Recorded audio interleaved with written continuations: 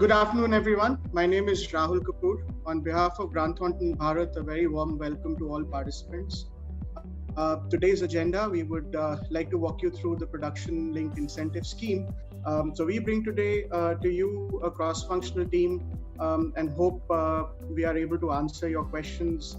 There's been a lot of comments and doubts about what the government has released in the form of these schemes. Endeavor today would be to walk you through the modalities. On that note, over to you, Krishan, to take us through. Thank you.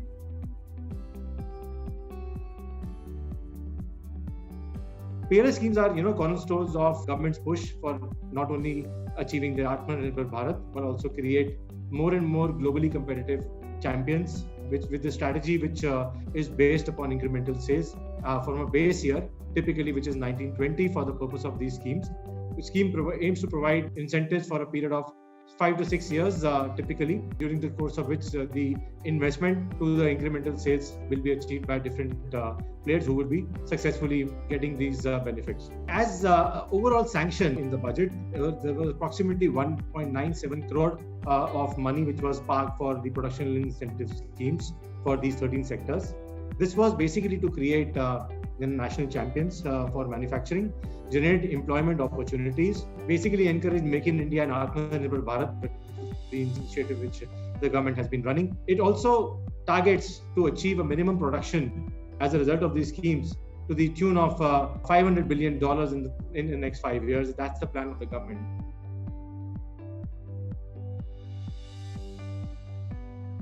The sectors which are covered initially were mobile manufacturing, specific pharma intermediaries and drug intermediaries, and telecom. But some of these schemes which are now recently being introduced are, pharma, food processing, white goods, technology, and recently solar PV modules have been introduced. While we still wait for a couple of these schemes to be introduced, which are automobile components, steel, specialty steel, etc.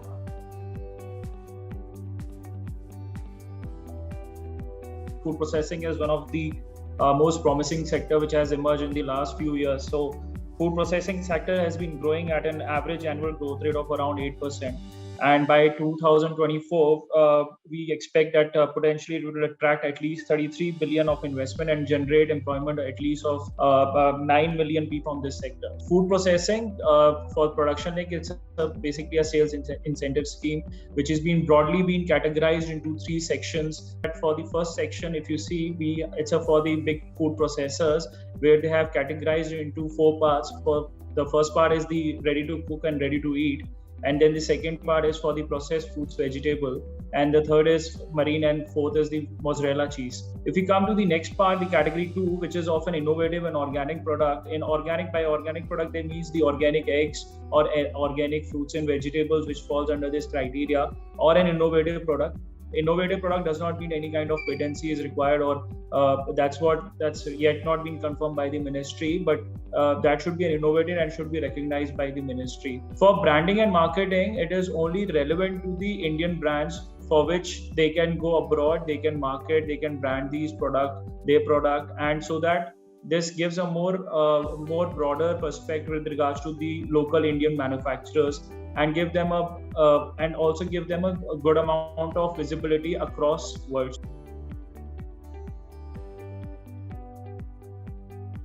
For pharmaceutical, so pharmaceutical is also one of the sector which has been growing predominantly in India market. So Indian domestic market constitutes of around $41 billion market, and which is expected to reach around $65 billion by 2024. So over here, the ministry, the pharmaceutical department has kept the again 3 categories, where they have kept the first category A, where their revenue should be more than 5,000 crores. And for this category, they have kept a budget outlay of around 11,000 crores. And if we go to the category B, they have kept it around the category eligibility criteria. They have kept it around 500 to 5,000 crores. Any firm falling under this revenue category criteria. And the ministry has kept a budget of around 2,250 crores. In the category C, they have further divided into 2 parts. Firms with less than turnover of around 500 crores would be, they have to have a cumulative investment of around 50 crores. over a period of 5 years. And for MSMEs, they have to have a committed investment over a 5 years, which they have to propose in their proposal. For both the criteria, for both the categories, the budget outlay is around 1,750 crores.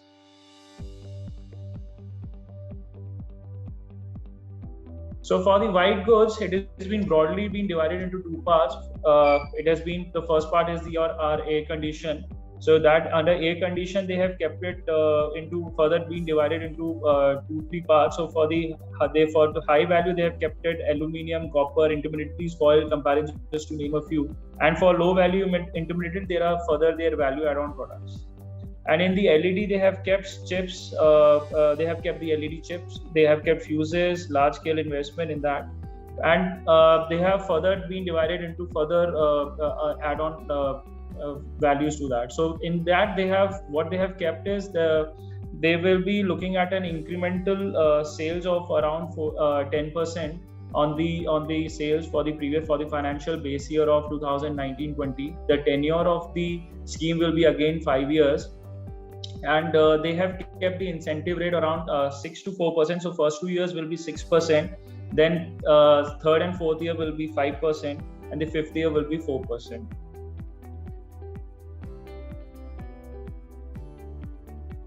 As you all are aware that automotive industry is a major economic contributor.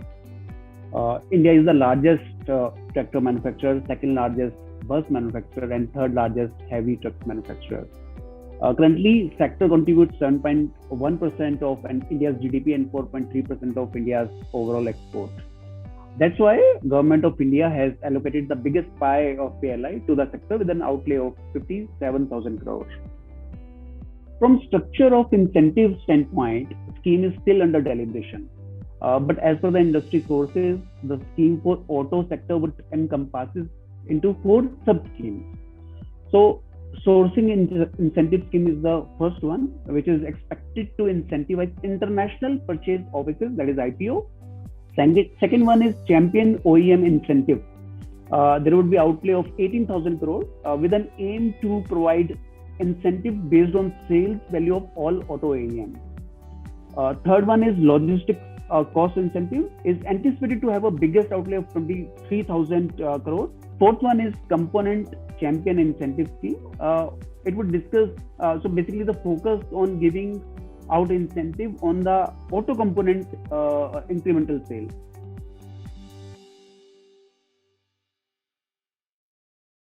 Advanced chemistry cells are the new generation storage technology. Consumer electronics, electric vehicles, solar rooftop, solar power plants, etc. are the major ACC battery consuming sectors. So proposal for ACC was approved on 12th May with the objective of achieving manufacturing capacity of 50 gigawatt for ACC and 5 gigawatt for niche ACC technology. Both are two different things. Approved incentive is 18,000 crores. So currently India meets all its demand for ACC through imports. Although few companies have started investing in ACC segment, but still India plays a very, very small role in the overall manufacturing segment worldwide. Another objective of the government is to set its sight on making India more environment friendly and slowly phase out petrol as well as diesel based vehicles. So net saving of up to 2.5 lakh crore on account of reduction in oil import will due to electric vehicle adoption in near future, as well as combat greenhouse gas emissions and climate change. So as Karan has mentioned in earlier scheme, that disbursement in the shape of percentage, like for food, for pharma, etc. But in case of ACC, disbursement in the shape of how much generation of solar power has been done in kilowatt. So that is the different set of formula which has been prescribed for ACC. Another factor needs to be looked at, although guidelines are yet to come, but another factor which needs to be looked at, there are not many players in ACC segment. So how the government gonna give the benefit, whether they're gonna introduce new player, etc. That we can see in the guidelines which will get published in near future.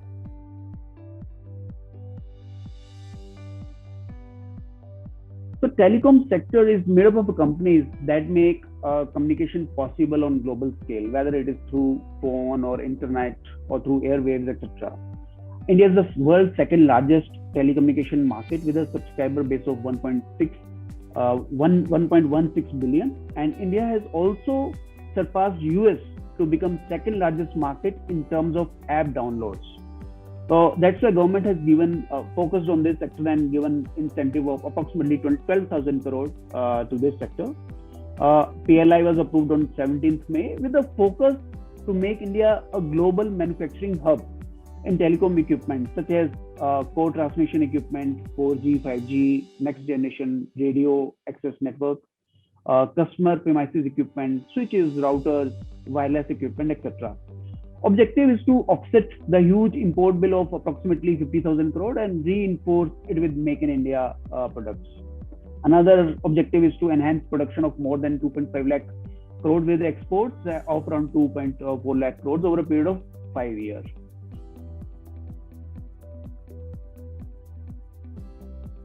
Government has been actively working to create a conducive environment for electronics manufacturing and also offering incentives comparable with those offered in other countries. From IT hardware standpoint, India's overall capacity has been progressively declined, and many units have either ceased operations or are operating at a low capacity. So that's why PLI scheme has been focused with an incentive outlay of 5,000 crore for IT hardware, major focus on basically laptops, tablets, all-in-one PCs and servers.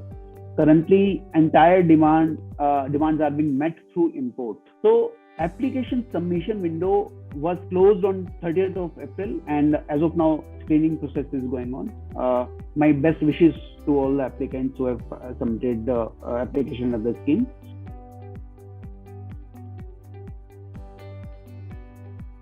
Every scheme is very peculiar. Every scheme released by the government needs to be read in detail, because the guidelines what the government is prescribing are very specific. If the applicant does not follow the guidelines, the application may not go through, or there would be deficiencies in the application. So we need to be really careful on each and every word of the scheme and the guidelines which are released by the government. So I'll quickly tell you what the process flow, it is for all these schemes. The process flow is more or less common, which is followed by all the ministries for all these schemes. One is, of course, we have to submit the application. So what goes along with the application are various documents.